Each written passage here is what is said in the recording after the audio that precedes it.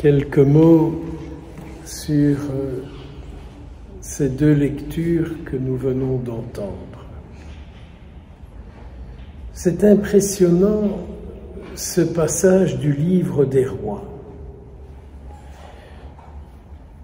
J'ai essayé de le résumer pour moi-même et je vous partage. Toute l'armée s'échappa dans la nuit. Donc, tous ceux qui étaient au service du roi se sont échappés parce que ce roi faisait souffrir les gens. Ils mouraient de faim. Peut-être qu'aujourd'hui, il faudrait un peu que l'on prie pour tous les endroits où il y a la guerre, où il y a des combats,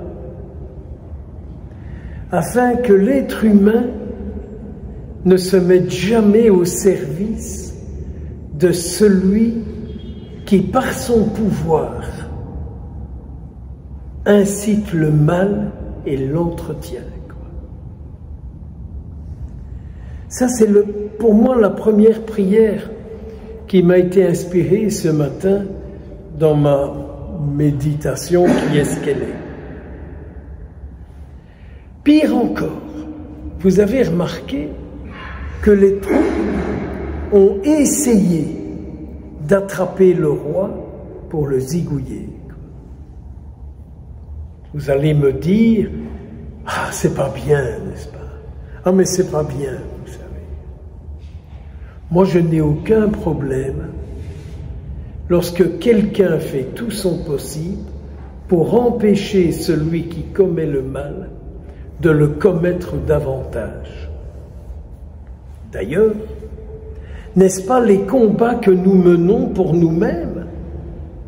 Nous combattons tous ceux qui en nous empêchent de faire le bien. C'est pas ça que vous faites, vous. C'est pas ça que vous faites. Non, mais allez, quand même, il faut savoir quel jeu on joue, quoi. Et avec quel Dieu nous sommes liés. Suis-je lié intérieurement avec ce Dieu qui m'empêche de commettre le mal, en pensée, en parole et en action? Et dit-on encore dans le Confiteor, on vient de me le souffler, par omission. C'est toujours plaisir quand on vous souffle un mot, c'est la preuve qu'on écoute. Merci Seigneur. Continuez, continuez, la route est belle. La route est belle. Et tout d'un coup, il y a quand même malgré tout des disciples du malin.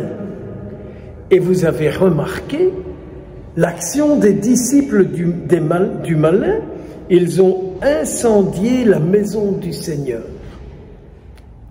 Et oui, c'est difficile de combattre le malin à l'extérieur de nous et à l'intérieur de nous. Il y a toujours quelqu'un qui vient et qui vous dit « oui, mais vous avez... » Pour ceux qui connaissent bien le flamand, je dis toujours « liberanos domine ». Pardon, c'est du latin. Non, mais vous voyez comme c'est terrible de combattre le mal et de combattre ceux qui entretiennent le mal et qui le cultivent. C'est parfois je suis énervé avec les discours des cathos bien pensants. Oh, mais il faut comprendre, mon père. Ah, mais il ne faut pas juger. Et puis, on ne sait pas ce qu'ils vivent. Nanani, nanana. Vas-y, toujours, tu m'amuses. Dans cette page d'évangile qui est dans le même sens,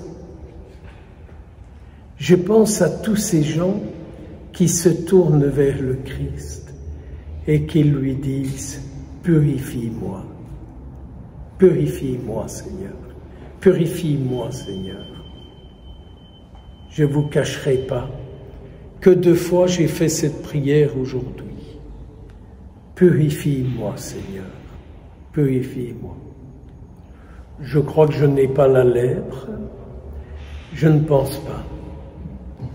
Mais purifie-moi pour que je sois attentif à tous ceux, toutes celles qui aujourd'hui se sentent indésirables. Purifie-moi, Seigneur. Purifie ton Église, qu'il soit proche de tous ceux qui ne se sentent pas aimés et qui sont à la recherche de l'amour. Sentir qu'ils sont aimés, sentir qu'ils existent.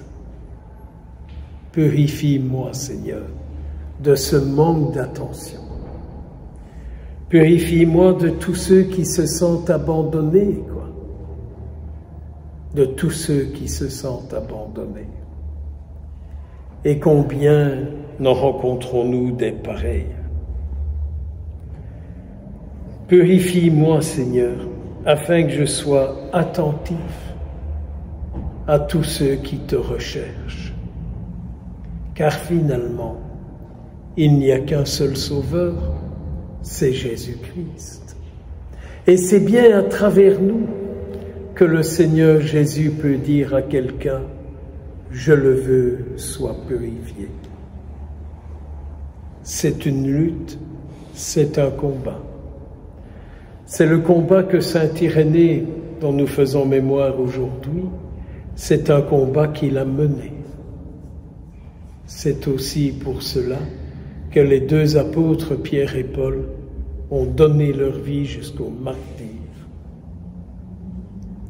pour que Dieu soit victorieux en tout et en tous. Et si nous demandions cette grâce pour nous, de savoir mener le combat pour que Dieu soit victorieux en tout et en tous. Au nom du Père, du Fils et du Saint-Esprit. Amen.